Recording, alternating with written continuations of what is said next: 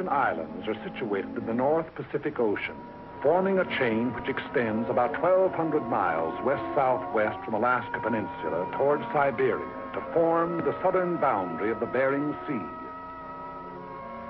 The Aleutians comprise 4 groups, the Fox, Andreanoff, Rat, and Near Islands, and constitute part of the territory of Alaska, USA. Of volcanic origin, there are numerous combs on the chain, many of them still active.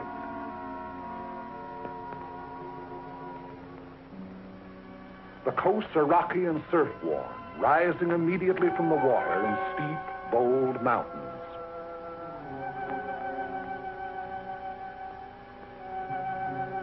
The Aleutians are the storm pot of the Western world. A permanent low-pressure area prevails there.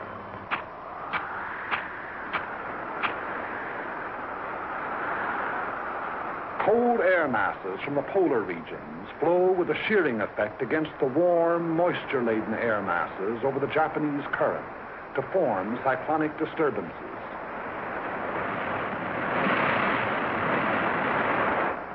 Because of the Earth's rotation, these disturbances move from west to east, and this meteorological phenomenon constitutes one of the most dangerous weapons in the arsenal of our enemies, for it enables the Japanese to operate behind the moving curtain of a storm. In the early days of June 1942, they employed this advantage in an all-out attempt to secure absolute domination of the entire Pacific Ocean. Behind eastward moving storms, they dispatched 2 invasion fleets against 2 widely separated objectives, Midway Island and Dutch Harbor, an operation designed to break the American line of sea defense upon which the security of the Pacific coast depends. Both attempts failed. American air forces engaged the enemy task force at Midway, achieving an historic victory. And at Dutch Harbor, American land-based planes from secret American airfields swarmed down, seemingly out of nowhere, to knock out 1, 2 troop-filled transports, 3 heavy cruisers, 2 destroyers, and 1 aircraft carrier. In pursuit of the enemy, our Army and Navy airmen flew through storm and fog and hurricane, 1/5 on instruments, 4/5 on luck, 20 hours out of 24 sometimes, through blind passes, by uncharted peaks, down through zero ceilings, not knowing whether the enemy fleet or a mountain lay below, sweating it out for hour after blind hour of continuous flight, and home without benefit of directional beam to land on unlighted runways, refueled, and take off into gray, blind hell. There is no monument to the many who went out and did not return. They fought and patrolled, in many instances, until their fuel was gone, knowing they would be forced down at sea, but unwilling to break off contacts they had made with enemy forces. Few are alive of those that flew against the Japs in the Battle of Dutch Harbor. If you wish to see their monument, you Americans here at home, look around you. In retiring, the remnants of the defeated Japanese task force landed troops on the undefended islands of Attu, Agatu, and Kiska. We immediately undertook the offensive. So commenced our march out along the bridge toward Asia.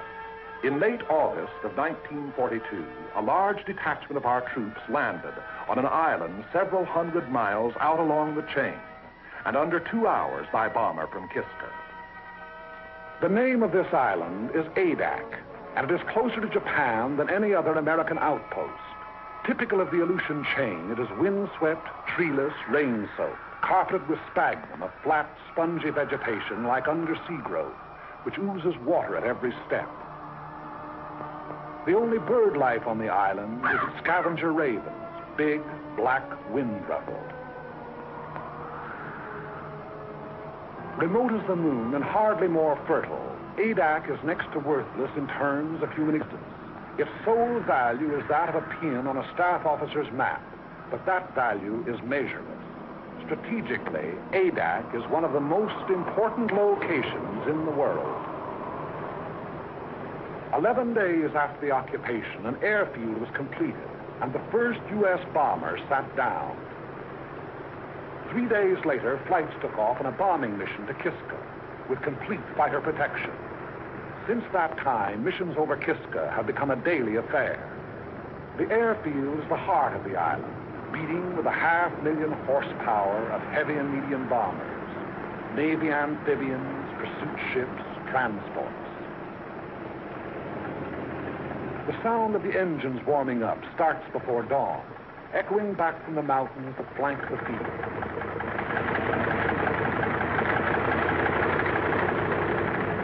Every day, weather permitting, the bombers take off on at least one mission.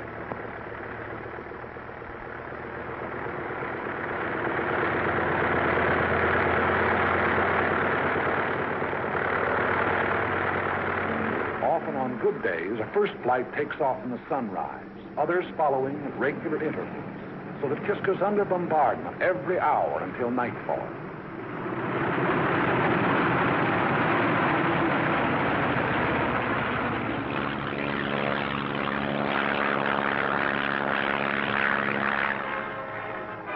Equal in importance to the airfield, and without which the airfield could not exist, is Adak's excellent harbor. Landlocked on three sides with a natural island breakwater, it enables heavy draft vessels to come inshore and unload by lighter under almost any weather conditions. If the airfield is the heart of Adak, the harbor is its hungry mouth. Its demands are ever on the increase. By day and by night, freighters, tankers, transports deposit munitions, supplies, men upon the beach. Standing guard over all the defense installations, coastal batteries, anti-aircraft emplacements, machine gun posts. There is nothing vulnerable about Adak any longer.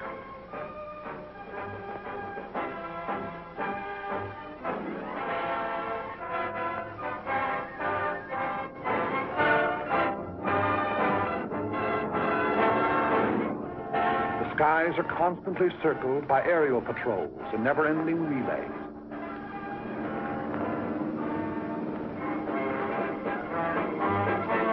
PT boats, those seagoing-in fighters, stand by in readiness for a surprise landing attempt.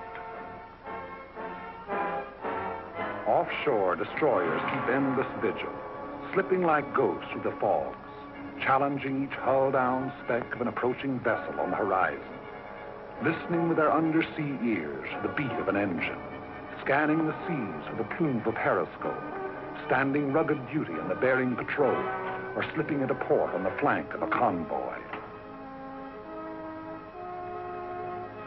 Although the sea lanes to Adak are constantly traveled by convoys, and contact with enemy submarines is a daily occurrence, sinkings in these waters have been few and far between.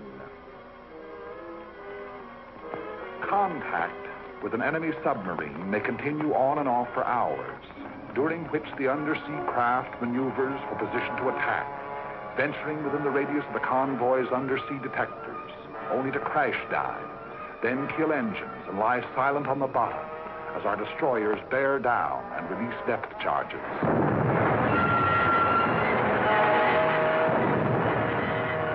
Our destroyers and Navy reconnaissance have held the undersea enemy well in check. The flow of men, munitions, and supplies flows ceaselessly on. The gigantic task of furnishing every American expeditionary force with the materials needed in carrying the fight to the enemy falls to the Army Service Forces. ASF is the bloodstream of our whole military body, maintaining its every organ and muscle. Adak presents a special problem, as the barren island furnishes nothing toward human needs save drinking water. Everything else must be brought here. Food, fuel for men and motors, machinery, munitions, shelter material. Raise these basic requirements to the nth power. Add parts and replacements for everything from Caterpillar tractors to can openers, plus the operations of estimating, purchasing, assembling, transporting, delivering, and becomes apparent why the job of supplying a military force is now dignified by a $12 word like logistics.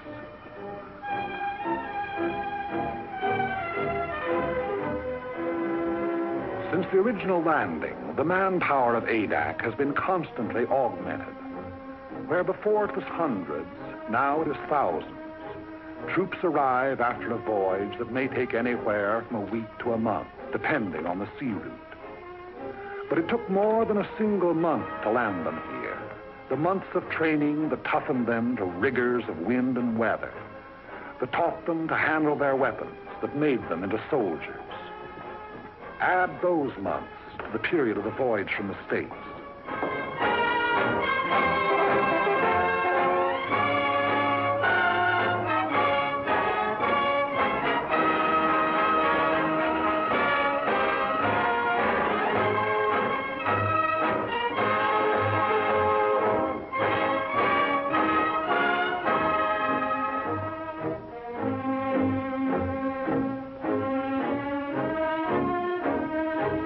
On Adak, down-eastern accents mixed with Texas drawls and Middle Western twangs and Brooklynese.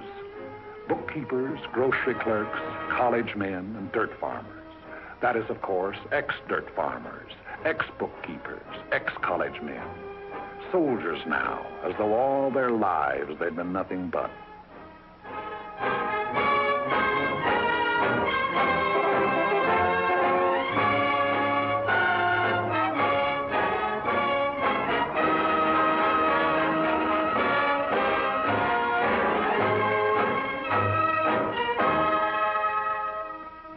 Orders for the day, special orders and news appear on the bulletin board.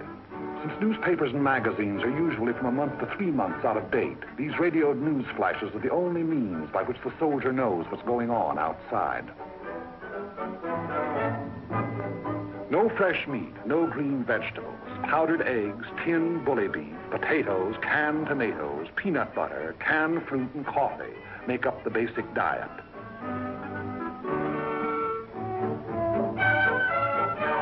And biscuits, barrels full of biscuits. Appetites are huge. Officers and men attend the same mess. As often as not, an officer doesn't display the insignia of his rank. The salute is reserved for rare occasions, but discipline does not suffer. Customary military formality is relaxed, plain, simple necessity taking its place.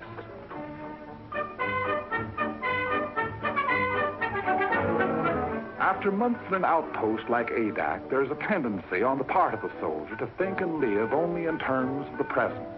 That faraway world from which he came begins to seem like a dream to him. A letter in his hand is proof of the reality of that world, of Saturday night dances, jalapenos and ice cream sodas, of sport pages, and shaving in the same mirror with the old man. A letter means more than his paycheck to the soldier. If he happens to be in the Air Corps, he'd gladly make an extra flight over Kiska for one more letter.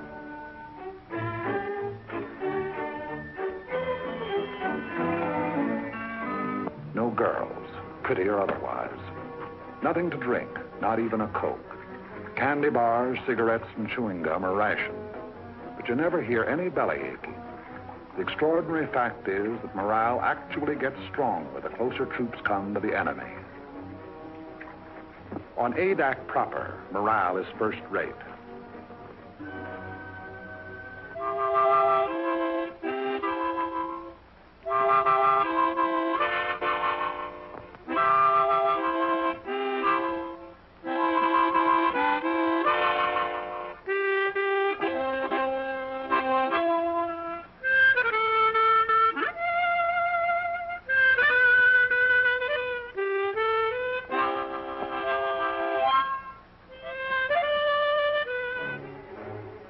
The site of the airfield was originally a shallow tidal lagoon. Army engineers diked up its inlet and drained off its waters by means of a channel to the sea. It was their resourcefulness in exploiting a natural formation which made possible the completion of the field in 10 days and 11 nights, for the work never ceased. Bulldozers shifted thousands of tons of the lava ash which composed the bed of the lagoon. Not a new gain to the Corps that built the Panama Canal.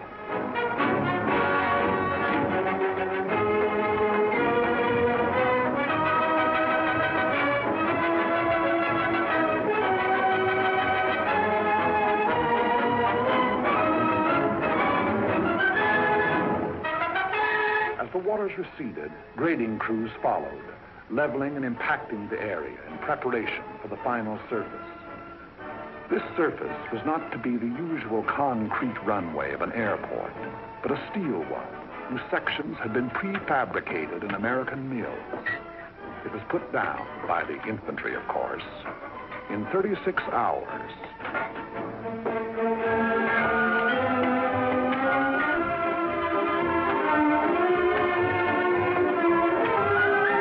$1.5 million square feet of it.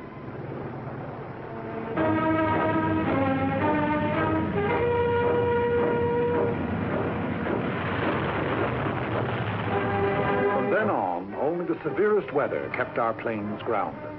Local storms materialize, deluge the island, and pass on or dissipate, all within a few short minutes. It's a land of cloudbursts and rainbows. If you don't like the weather, wait a minute, the soldier says.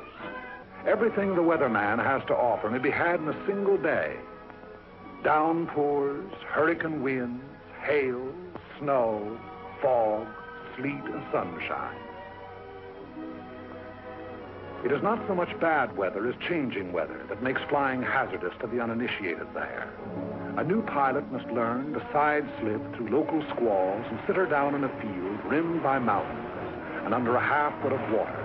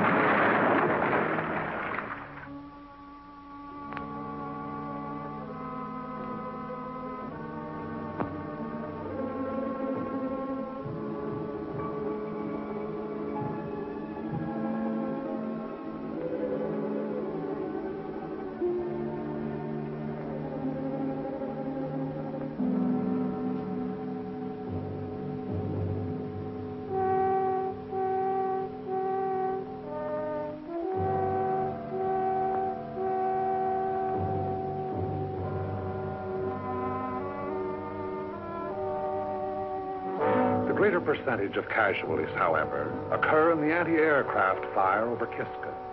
As a rule, our bombers make it back, but often they are sorely crippled and with wounded or dead aboard.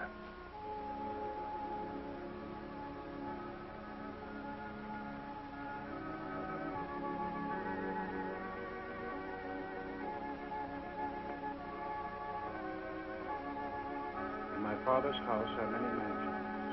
If it were not so, I would have told you.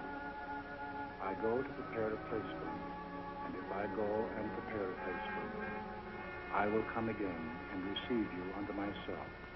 And where I am, there ye may be also. And whither I go, ye know, and the way ye know.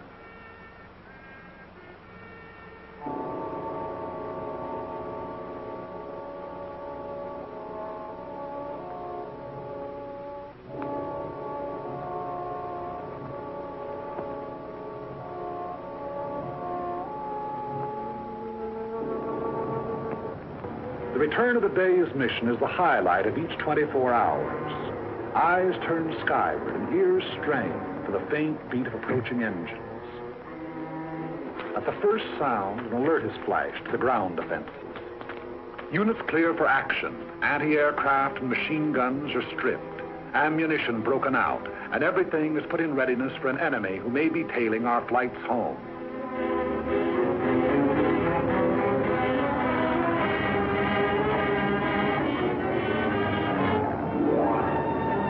Bombers went out, and 6 are coming back.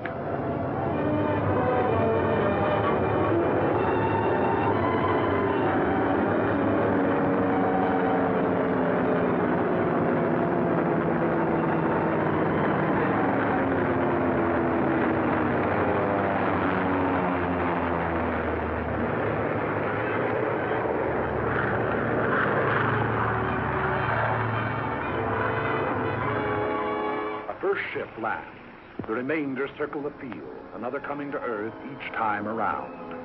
Those damaged or with wounded aboard taking priority.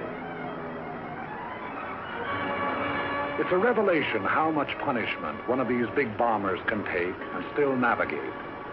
Unless both sets of controls are shot away or an explosive shell finds the gas tank, the odds are all in her making it safely home.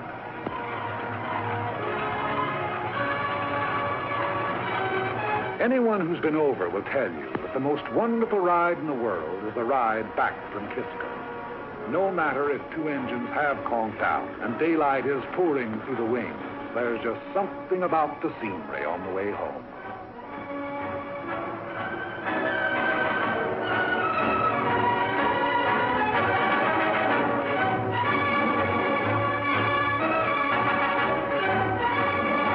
Crews proceed to the field operations tent of the Bomber Command, where they will be questioned as to results and observations.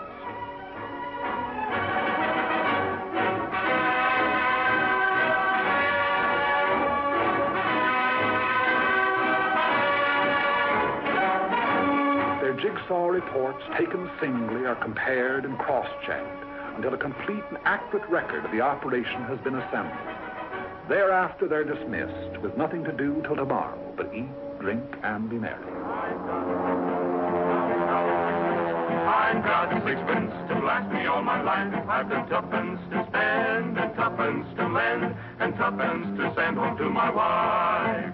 No cares have I to grieve me, no pretty little girls to deceive me. I'm as happy as a king, believe me, as we go rolling home. Rolling home, rolling home, rolling home, rolling home, by the light of the silvery moon. Happy is the day when the airman gets to face as we go rolling home. But Adak's tomorrow begins today with a directive from Kodiak Island. A photographic ship accompanies missions to Kiska. It's tasked to follow the bombers over their target, recording the immediate results of the bombardment, also enemy defense activities, new installations, camouflage. These photographs are studied by specialist interpreters and submitted with comments to the General and his staff officers, Colonel William Prince and Colonel C.M. McCorkle.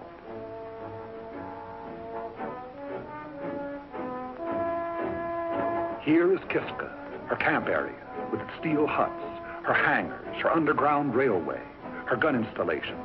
Kiska, one of the hottest spots on the Earth, or above. The main objectives in any mission from Adak are the destruction of enemy shipping en route to Kiska, destruction of installations on the island, harassing of enemy personnel. When the broader aspects of the operation have been decided upon, the senior officers of the bomber and fighter units work out its details. Among considerations in planning a mission are the type of aircraft to be employed, the weight and type of bombs, the time, altitude, and direction of the attack. All of these are interrelated, a change of one influencing all the others.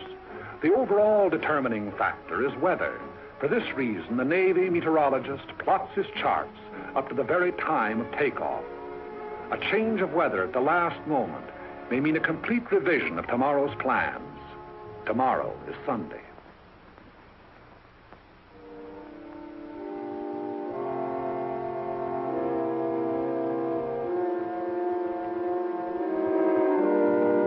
At their outposts on the island, Catholic, Protestant, and Jewish chaplains, not priests, ministers, or rabbis, but chaplains, all, are leading fighting men in their devotions. Under the snows of an Aleutian mountain, these defenders of the faith exercise the first of their four freedoms.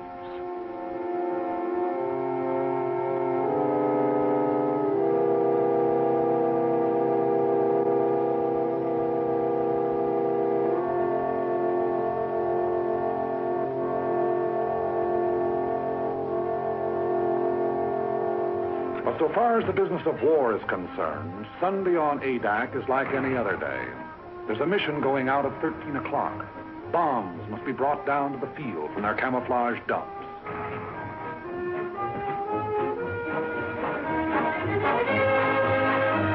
A heavy bomber carries either 16 250-pounders, 12 500-pounders, or 8 1,000-pounders.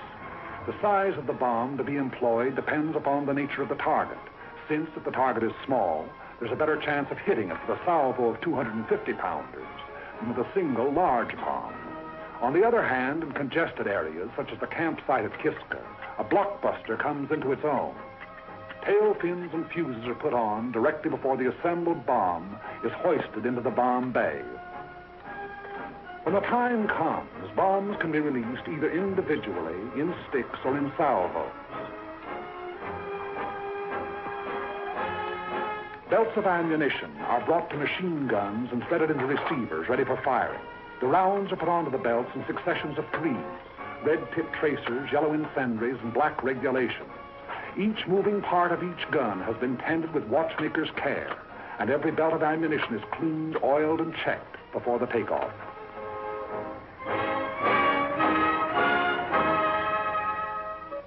It is 12:40 o'clock, and the pilots who are going to fly the mission receive final instructions. 3 flights, 2 of B-24s and 1 of B-17s are to go over the target. The first flight at 1,100 feet to drop 500-pounders on anti-aircraft installations at North Head. Then to proceed along the coastline, strapping to the western limits of the camp area.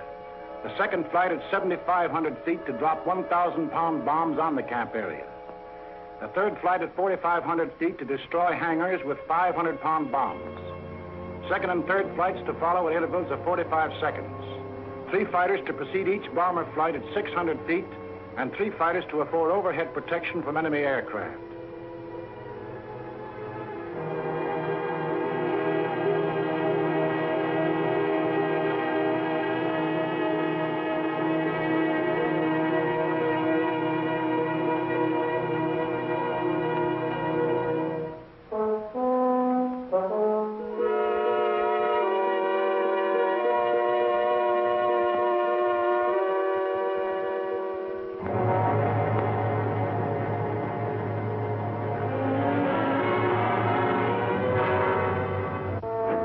Crews begin to assemble around the ships, awaiting the appearance of their officers. A bomber crew is a team, and the longer it's together, the better the teamwork. Theirs is a mutual responsibility. The safety of the ship and the lives of all the others may depend on any single member. Trust, respect are implicit in such a relationship if it is to endure. Maybe in the beginning you don't like the color of a guy's hair, but if he's all there at his job, you'll get to like it fine. Enlisted men eat, sleep, fly together. Their voices on the intercom become familiar, easy to understand, and understanding is vital. Every gunner knows the quality of every other's marksmanship and courage. The navigator can plot a 1,000-mile course over open sea and make a landfall. 8 men can testify. Trust and respect for the bombardier, the radio operator, the engineer, co-pilot, and trust and respect for the ship they fly.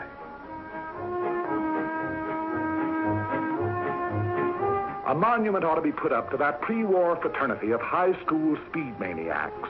For out of their ranks, our fighter pilots are largely drawn. They bring to their hazardous undertakings split-second judgment, inspiration, daring. Lieutenant George I. Riddell, 12 strafing missions over Kiska. Lieutenant Hawley P. Mills, 14 missions. Lieutenant Lyle A. Bean, 13 missions. Major Milton Ashkin, 15 missions. Lieutenant Henry J. Strankowski, 11 missions. Colonel Jack Chenault, son of General Chenault of the Flying Tigers. Colonel Jack has a 0 on a submarine to his credit.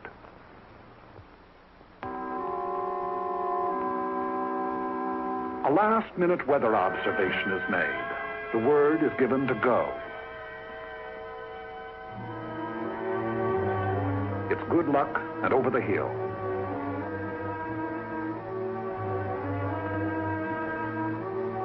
The aerial camera goes aboard.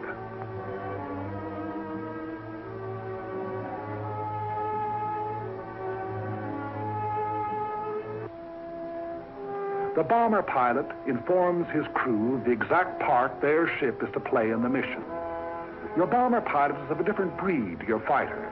Where the fighter is reckless and inspired, the bomber pilot is responsible, determined. Because of the size and imponderability of his ship, there are no last-moment decisions for him. And besides the big, intricate, costly piece of machinery that a heavy bomber is, he has the lives of 6 or 8 others to think about. 100 men, 9 bombers, 12 fighters, are setting out to attack and immobilize 10,000 men behind naval and military defenses. This is the significance of aerial supremacy. But behind this supremacy lies the enormous system which makes it possible for the ships to take off. ASF, Naval Convoy, Army Air Transport, the Corps of Engineers, Army and Navy Intelligence, Signal Corps, Ordnance, and Ground Forces. These have done their part for today.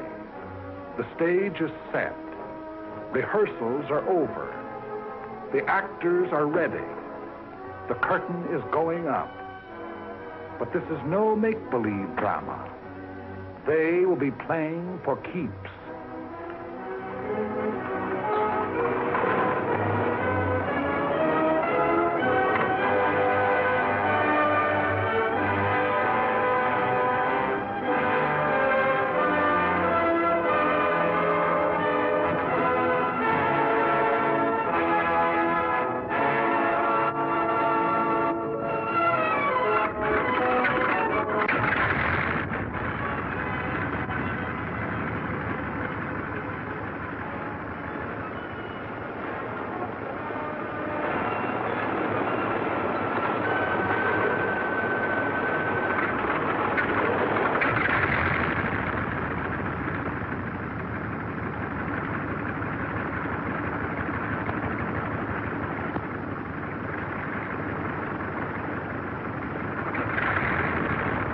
William O. Erickson, who shot the first bomber down on Adak and led the original mission over Kiska.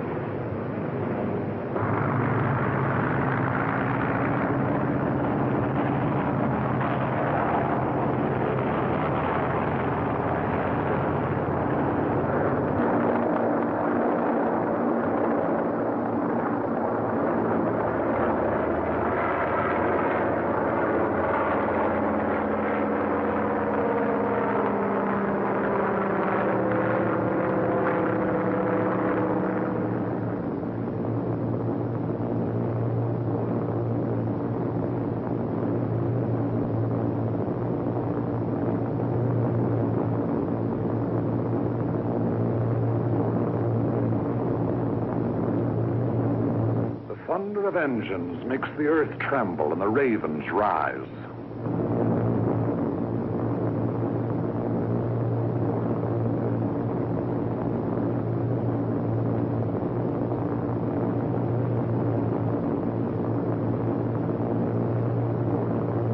The echelon proceeds toward Kiska.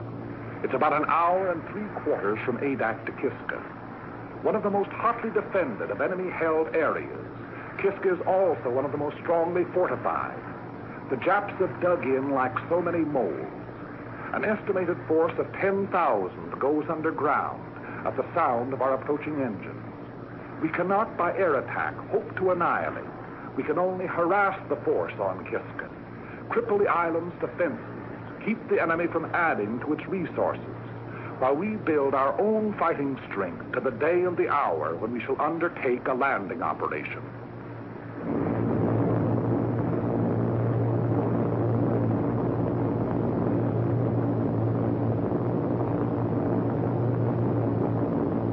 Radio contact is maintained between the bombers and Adak throughout the flight, which proceeds at military speed, 165 miles per hour.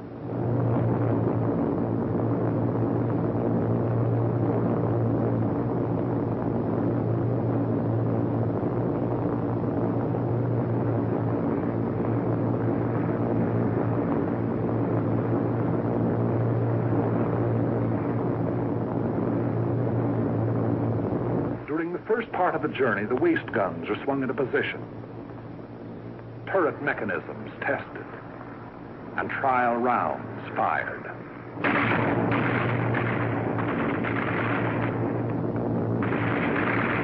Time moves slowly going out to the target. Crew members have even been known to play stud poker. The route is quite familiar by now. Many pilots and crews have made the flight 25, 30 times.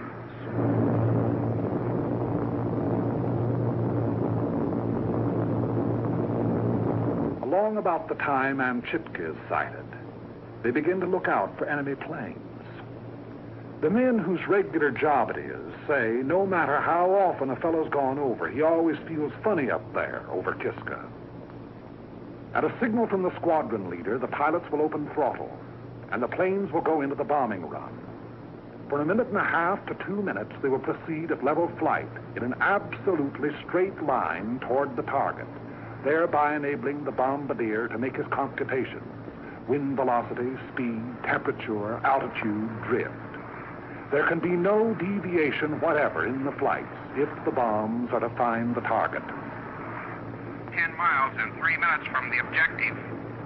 Before Kiska Volcano, the mission deploys, each flight going to its designated altitude in preparation for the run. The enemy will endeavor to throw the flights off their runs, and to this he will bring all his firepower to bear. The earth below will blaze with hatred. Our ships will heave and rock in the Adak. Machine gun bullets may make a filigree of their wings. Houses may open up holes big enough for a man to crawl through.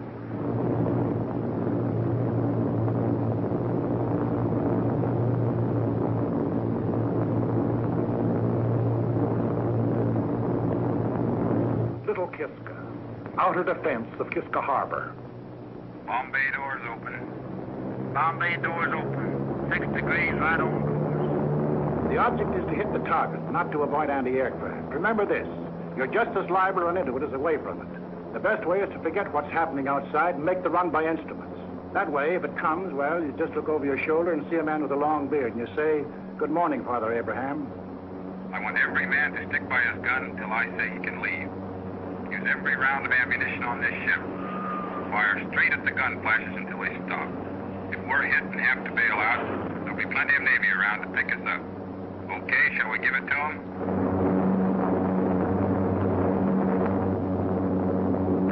Kiska.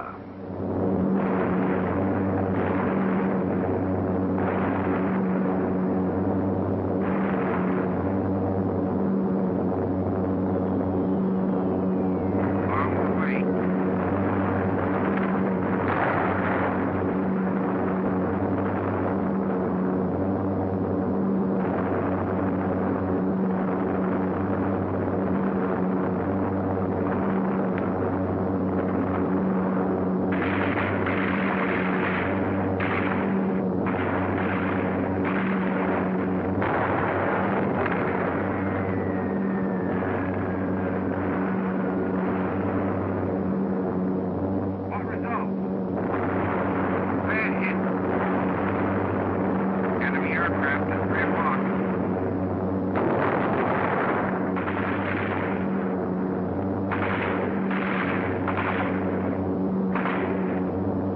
Second flight, low altitude.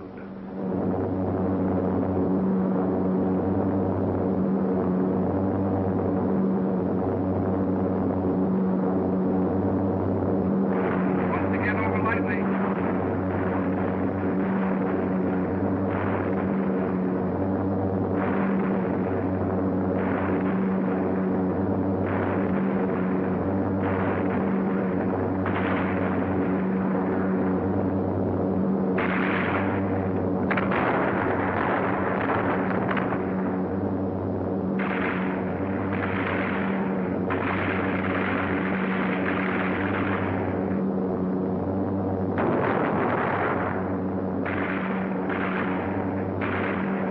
On target. Let him hit.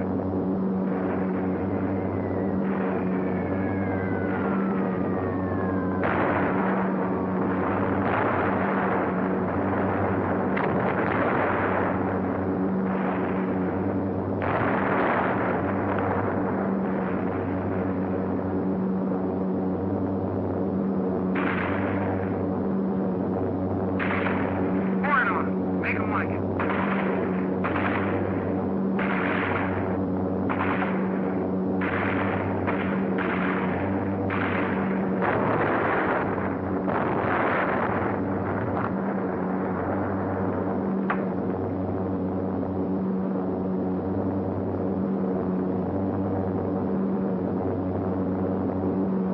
Third flight at 4,500 feet.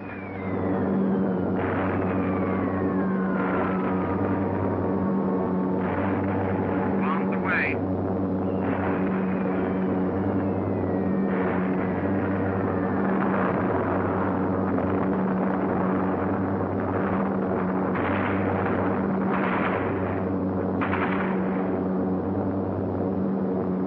Here it goes.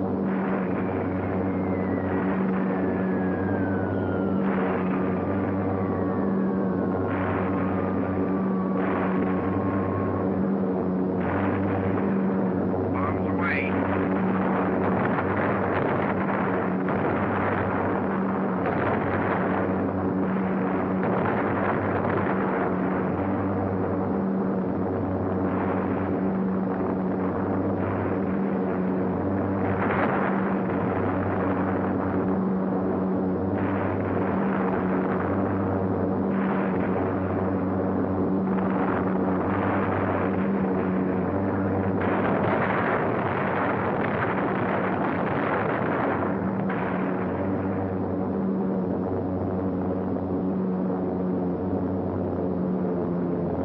Check in, 2, Gunner. Okay. Voice Gunner. Okay. Radio man. Okay. Top turret. I got a slug in more, but I'm okay. Belly turret. Okay. Nose. Okay. Kiska's hangars are destroyed, burning. Our bombs found the target. 9 bombers came out, and 9 are going home.